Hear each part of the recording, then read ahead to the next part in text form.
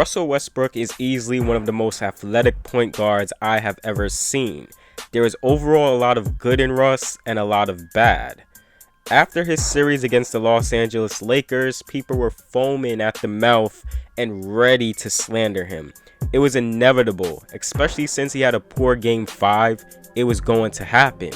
The Rockets realistically wasn't going to win this series, but the Rockets as a whole really didn't show any consistent fight. The blame on this series shouldn't be all on Westbrook. The team as a whole underperformed, and there was no adjustments made whatsoever. The Lakers were just better equipped to defend the Rockets. Rockets couldn't do what they wanted to do, which is make threes. Lakers negated that and forced the ball out of James Harden's hands. I saw people say the Rockets should just blow it up and rebuild. No, I mean, I get it. NBA fans loves trades, trade rumors, speculation. It's fun. It's all fun. I get it. But this team shouldn't blow it up just yet, especially when they had the small ball thing going for like 5 to 6 months or so. And Westbrook has been on the team for 1 season. Retool the roster, add on a couple more pieces, and play it out. The Rockets need to retool and give it 1 or 2 more shots. You are already deep into the small ball, you might as well double down and shoot for the stars and see how it does in a full season. Plus, trading is easier said than done, and I really hope people realize that. I really hope people realize that. Westbrook has always been labeled numerous bad things. He can't shoot, ball hog, can't win with him, a hothead. He battled injuries in the playoffs, but Westbrook has the best team around him that helps him to be Westbrook at his full potential, which he hadn't had in his career after Kevin Durant. Yes, he had Paul George, but not really too much consistent shooters around him. And Paul George was another guy who underperformed in the playoffs. This may have been the best version of Russell Westbrook this season, and I know, his MVP season. But Westbrook has played much better in Houston as everything was just built around him. Having a system of multiple shooters, something he hasn't really had in OKC, plus another ball handler to take the pressure off of him. This season, Westbrook averaged 27.2 points, which is the 3rd most points he averaged, with his 2016-2017 season being the most, averaging 31.6 points and 28.1 points in the 2014-2015 season. Westbrook this season also averaged 7 assists and close to 8 rebounds a game, while shooting a career high 47% from the field, 25% from 3, and 76% from the free throw line. The numbers alone with points, rebounds, assists are MVP type numbers. Now we all know Westbrook's biggest weakness is his shooting. He can't shoot consistently from mid-range or 3. He is 31 years old now and he has shot the 3 ball near 25% a majority of his career. Who knows, maybe he turns his shooting around like Jason Kidd did in his career. And Russ is going to have to do this. He's getting older now and Father Time is soon going to be after him. Athleticism will die down and hard skills are going to have to take over. He has to be a better shooter, but he is so late in his career now that I don't think this will ever happen on time. Everything around Westbrook this season was built to benefit him. The Clint Capela trade basically was the move to push Westbrook, and he played phenomenal after the Capela trade.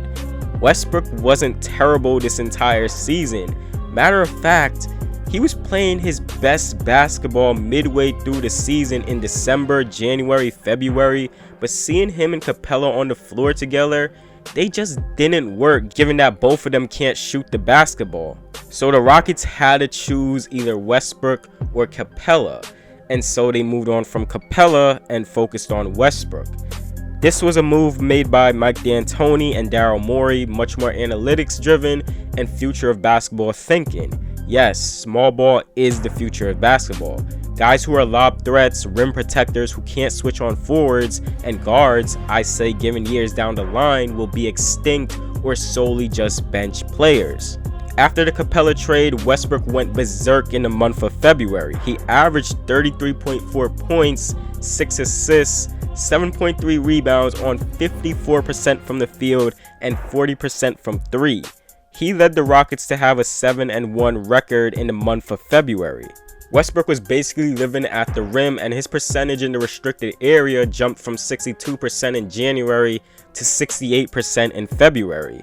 For the 4 games in March that he played, he was still putting up big numbers, scoring at the rim dipped down a bit. In the restricted area in March, he shot it at 56%, and this was when the Rockets had a 3-game losing streak to the Knicks, Clippers, and Magic, then won against the Timberwolves. Then, entering the bubble, he played in 4 regular season games before being out for majority of August with a quad injury. This obviously affected him a bit coming back into the playoffs, and once he came back, immediately he had to produce because the Rockets were in a tight series with the Thunder. Westbrook played poorly in the playoffs, 17 points on 42% from the field, 24% from 3. This definitely wasn't the best postseason, whether that's due to injury or just bad play. He honestly didn't look injured in that Lakers series to me.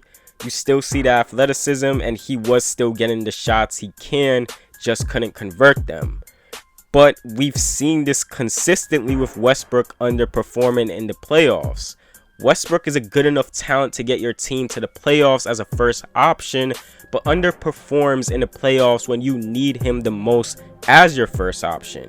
Lost to Damian Lillard last season in 5 games. Lost to a rookie Donovan Mitchell in 2018 in 6 games. Lost to the real MVP in James Harden in the 2017 NBA playoffs in 5 games. When Durant was with OKC, Westbrook performed as that second option in the playoffs and did good in that role. Just wasn't consistent enough to get themselves over that hump. They always got past the first round, always put pressure on teams, and almost knocked off the dominant Golden State Warriors. Westbrook was key in helping Durant, but as I said, at times they got very sloppy with their play and they just couldn't play together. Ever since Durant left, Westbrook has been in this void of not performing up to standards of being the top guy in the playoffs. And we hold Westbrook to the standard that he is an MVP type player and he's one of the best point guards in the league. And that's where the confusion of Westbrook comes into play. There's no doubt he's a great talent, even without a consistent 3-point jump shot. He still averaged 27 points a game this season. He controls the pace of the game on his own, crazy athletic and fast, and that allows him to pick apart defenses at will. There's very few guards with that talent that he holds. He's a great passer than he is given credit for, especially playing at the fast pace that he consistently does. It's difficult to make the right reads, right decisions. Sometimes he's barreling out of control, but this is who Westbrook is. That's his playing style. Even with playing at a faster pace, is he always smart with his passes? No, but he does make good reads at times given the pace in which he plays. Can he be better as a decision maker? Yes. He does make a lot of questionable decisions with the ball in his hands. In key moments, he turns the ball over. And given that he doesn't have a consistent 3, his decision making with the ball in his hands is limited to constantly attacking the basket. Westbrook was really great in the regular season. At points during the season, he was the reason of pushing the Rockets to wins. He looked like the better player than James Harden at times, but the playoffs negates all of that no matter what. It sadly doesn't matter what he does in the regular season because all eyes are on the postseason. That's why despite Russ, I would say his underrated regular season, people are still saying the Rockets should rebuild and just blow it up. And for a player like Russ, it's much more easier to contain him in the playoffs because he is much more of a slasher, a finisher. Then mix that with a James Harden who also at times underperforms in the playoffs, and that's a sad sight from your 2 best players on the team. Double team Harden and force Westbrook to shoot. That's the blueprint here, and if Westbrook barrels in to score 2 points, teams can live with that. He drains himself by doing that. If Russ has to be your best player on a playoff team, that's a cause of concern. And the reason he can't be the best player in playoff situations, I wouldn't say his decision making at times, which is also a reason, but it's mostly I hold his poor shooting. Westbrook is wildly inconsistent shooting the basketball, and it's not like he can constantly go for and dominate the mid-range shot. He is inconsistent of both the 3 and mid-range, a key component that is needed to become a first option on a team. Shooting as a whole is incredibly needed for every player on your team. That's just basketball nowadays. Like in 3-point catch and shoot spot up situations, he is bad at that. He shot 15% in the playoffs in 3-point catch and shoot situations, 29% in catch and shoot situations in the regular season. Worse even shooting off the dribble pull-up situations at 24%. These aren't good shooting numbers, and this has been consistent through his entire career and even more evident in this season. Catch and shooting is probably the best way to shoot a 3-point shot. You catch, dip the ball, and you're in rhythm. Much more likely to have a higher percentage from those situations than in pull-up situations. There is something mechanically wrong with Westbrook's shot that has never been figured out. Westbrook never lacked confidence, and I would never doubt that man's confidence ever. But his shot is so mechanically broken at this point. If he had a reliable 3-point shot, Harden wouldn't get doubled, and defenders would have to stay honest to Westbrook.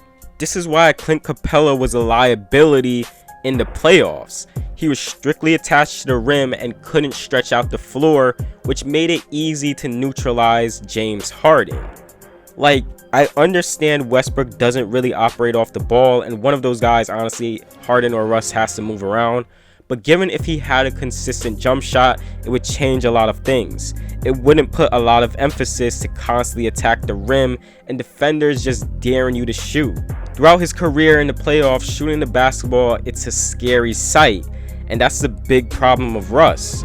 This season, he has been great with the Rockets.